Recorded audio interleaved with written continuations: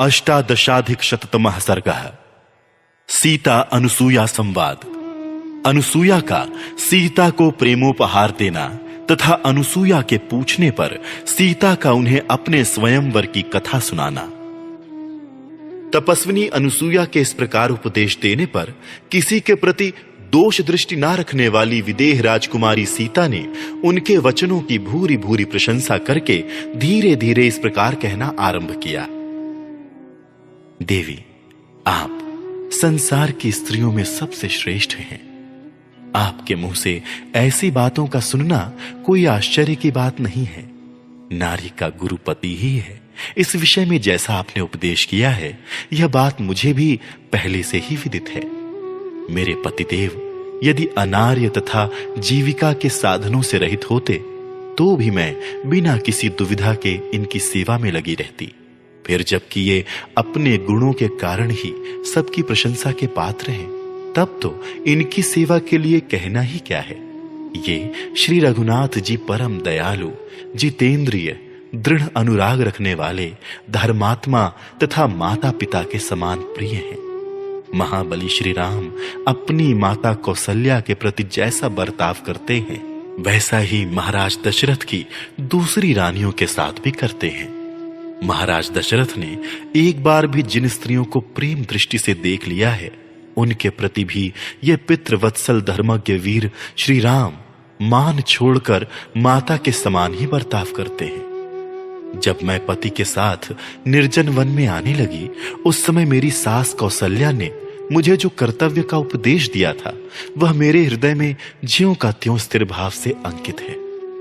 पहले मेरे विवाह काल में अग्नि के समीप माता ने मुझे जो शिक्षा दी थी, वह भी मुझे अच्छी तरह याद है।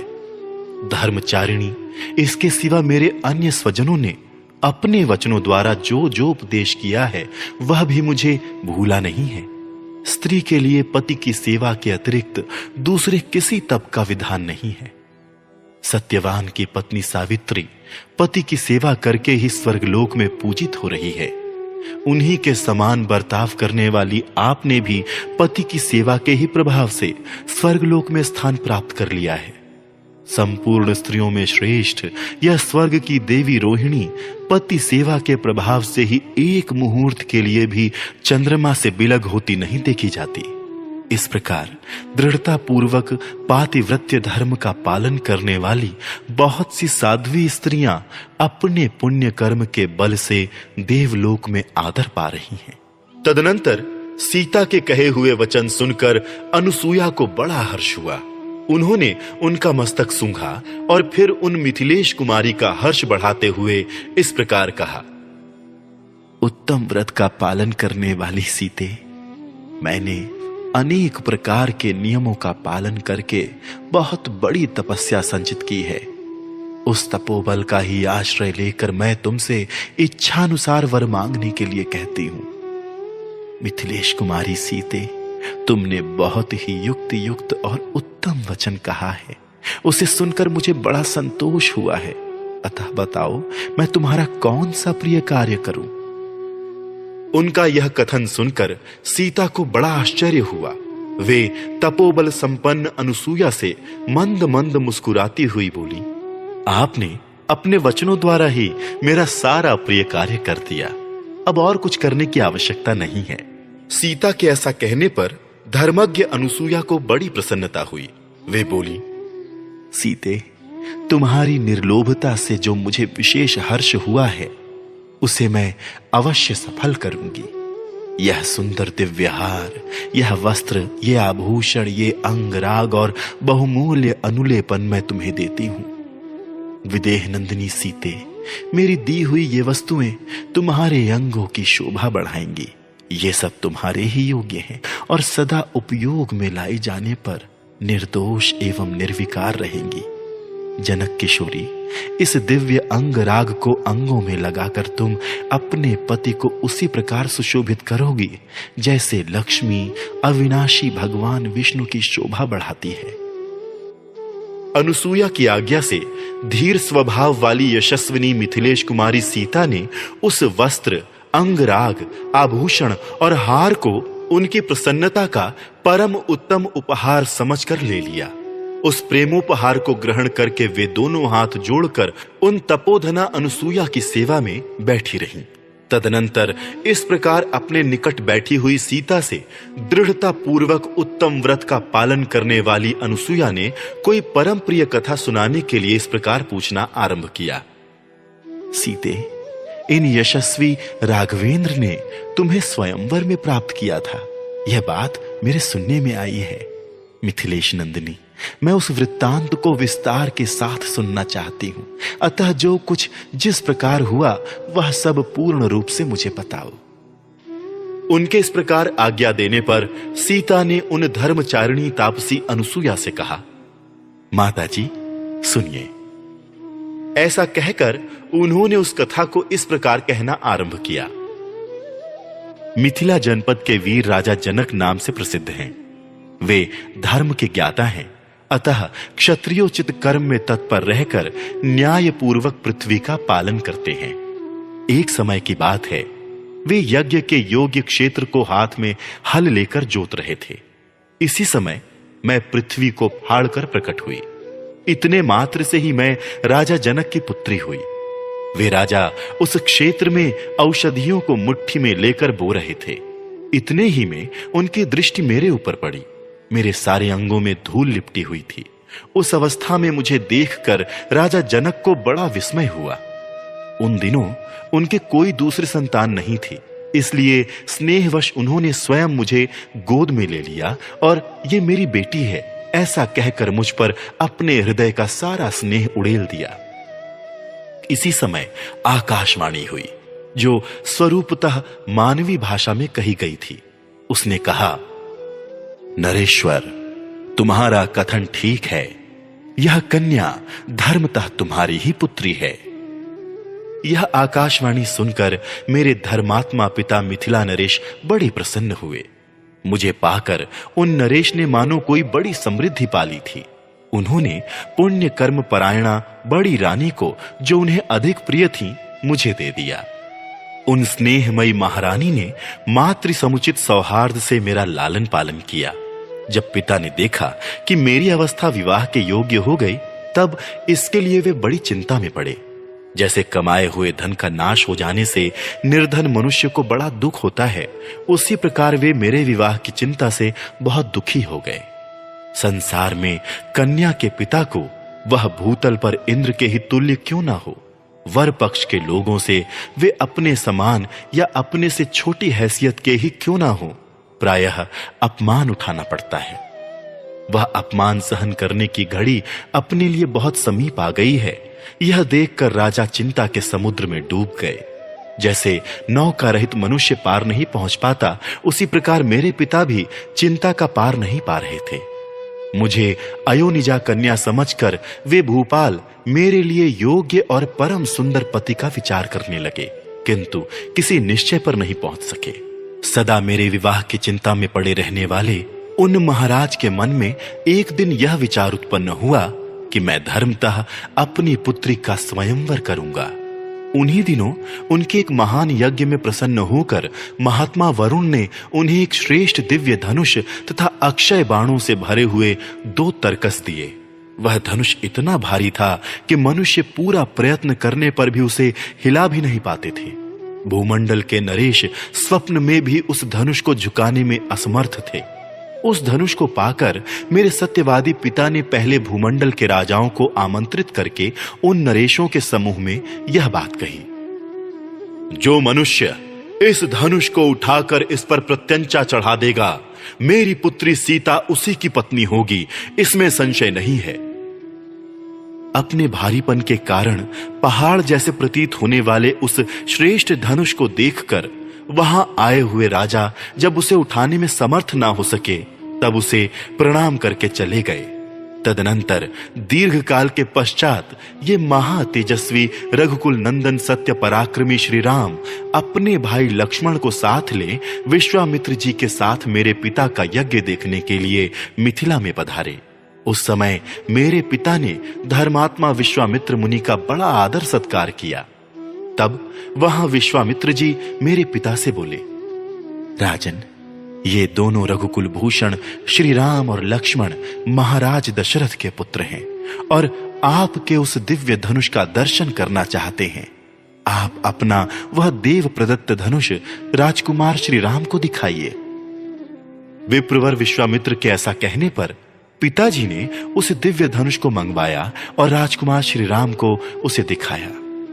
महाबली और परम पराक्रमी श्री राम ने पलक मारते मारते उस धनुष पर प्रत्यंचा चढ़ा दी और उसे तुरंत कान तक खींचा। उनके वेग पूर्वक खींचते समय वह धनुष बीच से ही टूट गया और उसके 2 टुकड़े हो गए। उसके टूटते समय ऐसा भयंकर शब्द हुआ मानो वहां वज्र टूट पड़ा हो। तब मेरे सत्य प्रतिज्ञ पिता ने जल का उत्तम पात्र लेकर श्री राम के हाथ में मुझे दे देने का उद्योग किया। उस समय अपने पिता अयोध्या नरेश महाराज दशरथ के अभिप्राय को जाने बिना श्री राम ने राजा जनक के देने पर भी मुझे नहीं ग्रहण किया। तदनंतर मेरे बूढ़े श्वशुर राजा दशरथ की अनुमति लेकर पिताजी ने आत्मज्ञानी श्री राम को मेरा दान कर दिया। तत्पश्चात पिताजी ने स्वयं ही मेरी छोटी बहन सती साध्वी परम सुंदरी उर्मिला को लक्ष्मण की पत्नी रूप से उनके हाथ में दे दिया। इस प्रकार उस स्वयंवर में पिताजी ने श्री राम के हाथ में मुझको सौंपा था। मैं धर्म के अनुसार अपने पति बलवानों में श्रेष्ठ श्री राम में सदा अनुरक्त रहती हूं। 19+शततमः सर्गः। अनुसूया की आज्ञा से सीता का उनके दिए हुए वस्त्राभूषणों को धारण करके श्री राम जी के पास आना तथा श्री राम आदि का रात्रि में आश्रम पर रहकर प्रातः काल अन्यत्र जाने के लिए ऋषियों से विदा लेना। धर्म को जानने वाली अनुसूया ने उस लंबी कथा को सुनकर मिथिलेश कुमारी सीता को अपनी दोनों भुजाओं से अंक में भर लिया और उनका मस्तक सूंघ कर कहा, बेटी, तुमने सुस्पष्ट अक्षर वाले शब्दों में यह विचित्र एवं मधुर प्रसंग सुनाया। तुम्हारा स्वयंवर जिस प्रकार हुआ था वह सब मैंने सुन लिया। मधुर भाषणी सीते, तुम्हारी इस कथा में मेरा मन बहुत लग रहा है। तथापि तेजस्वी सूर्य देव रजनी की शुभ वेला को निकट पहुंचाकर अस्त हो गए। जो दिन में चारा चुगने के लिए चारों ओर छिटके हुए थे, वे पक्षी अब संध्या काल में नींद लेने के लिए अपने घोंसलों में आकर छिप गए हैं। उनकी यह ध्वनि सुनाई दे रही है। ये जल से भीगे हुए वल्कल धारण करने वाले मुनि, जिनके शरीर स्नान के कारण आर्द्र दिखाई देते हैं, जल से भरे कलश उठाए एक साथ आश्रम की ओर लौट रहे हैं। महर्षि ने विधि पूर्वक अग्निहोत्र संबंधी होम कर्म संपन्न कर लिया है। अतः वायु के वेग से ऊपर को उठा हुआ यह कबूतर के कंठ की भांति श्याम वर्ण का धूम दिखाई दे रहा है। अपनी इंद्रियों से दूर देश में चारों ओर जो वृक्ष दिखाई देते हैं, वे थोड़े पत्ते वाले होने पर भी अंधकार से व्याप्त हो घनीभूत हो गए हैं। अतएव दिशाओं का भान नहीं हो रहा है। रात को विचरने वाले प्राणी सब ओर विचरण कर रहे हैं तथा ये तपोवन के मृग पुण्य क्षेत्र स्वरूप आश्रम के वेद आदि विभिन्न प्रदेशों में सो रहे हैं। सीते, अब रात हो गई, वह नक्षत्रों से सज गई है। आकाश में चंद्रदेव चांदनी की चादर ओढ़े उदित दिखाई देते हैं। अतः अब जाओ, मैं तुम्हें जाने की आज्ञा देती हूं। जाकर श्री रामचंद्र जी की सेवा में लग जाओ। तुमने अपनी मीठी मीठी बातों से मुझे भी संतुष्ट किया है। बेटी मिथिलेश कुमारी, पहले मेरी आंखों के सामने अपने आप को अलंकृत करो। इन दिव्य वस्त्र और आभूषणों को धारण करके इनसे सुशोभित हो मुझे प्रसन्न करो। यह सुनकर देव कन्या के समान सुंदरी सीता ने उस समय उन वस्त्राभूषणों से अपना श्रृंगार किया और अनुसूया के चरणों में सिर झुकाकर प्रणाम करने के अनंतर वे श्री राम के सम्मुख गईं। श्री राम ने जब इस प्रकार सीता को वस्त्र और आभूषणों से विभूषित देखा, तब तपस्विनी अनुसूया के उस प्रेम उपहार के दर्शन से वक्ताओं में श्रेष्ठ श्री रघुनाथ जी को बड़ी प्रसन्नता हुई। उस समय मिथिलेश कुमारी सीता ने तपस्विनी अनुसूया के हाथ से जिस प्रकार वस्त्र, आभूषण और हार आदि का प्रेमोपहार प्राप्त हुआ था, वह सब श्री रामचंद्र जी से कह सुनाया। भगवान श्री राम और महारथी लक्ष्मण सीता का वह सत्कार जो मनुष्यों के लिए सर्वथा दुर्लभ है, देखकर बहुत प्रसन्न हुए। तदनंतर समस्त तपस्वी जनों से सम्मानित हुए रघुकुल नंदन श्री राम ने अनुसूया के दिए हुए पवित्र अलंकार आदि से अलंकृत चंद्रमुखी सीता को देखकर बड़ी प्रसन्नता के साथ वहां रात्रि भर निवास किया। वह रात बीतने पर जब सभी वनवासी तपस्वी मुनि स्नान करके अग्निहोत्र कर चुके, तब पुरुष सिंह श्री राम और लक्ष्मण ने उनसे जाने के लिए आज्ञा मांगी। तब वे धर्मपरायण वनवासी तपस्वी उन दोनों भाइयों से इस प्रकार बोले, रघुनंदन, इस वन का मार्ग राक्षसों से आक्रांत है। यहां उनका उपद्रव होता रहता है। इस विशाल वन में नाना रूपधारी नरभक्षी राक्षस तथा रक्त भोजी हिंसक पशु निवास करते हैं।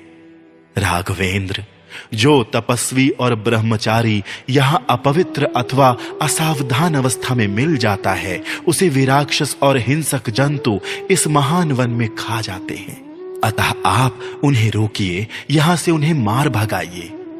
रघुकुल भूषण, यही वह मार्ग है जिससे महर्षि लोग वन के भीतर फल मूल लेने के लिए जाते हैं। आपको भी इसी मार्ग से इस दुर्गम वन में प्रवेश करना चाहिए। तपस्वी ब्राह्मणों ने हाथ जोड़कर जब ऐसी बातें कहीं और उनकी मंगल यात्रा के लिए स्वस्ति वाचन किया, तब शत्रुओं को संताप देने वाले भगवान श्री राम ने अपनी पत्नी सीता और भाई लक्ष्मण के साथ उस वन में प्रवेश किया, मानो सूर्य देव मेघों की घटा के भीतर घुस गए हों। इस प्रकार श्री वाल्मीकि निर्मित आर्ष रामायण आदि काव्य के अयोध्या कांड में 119वां सर्ग पूरा हुआ। अयोध्या कांडम संपूर्णम।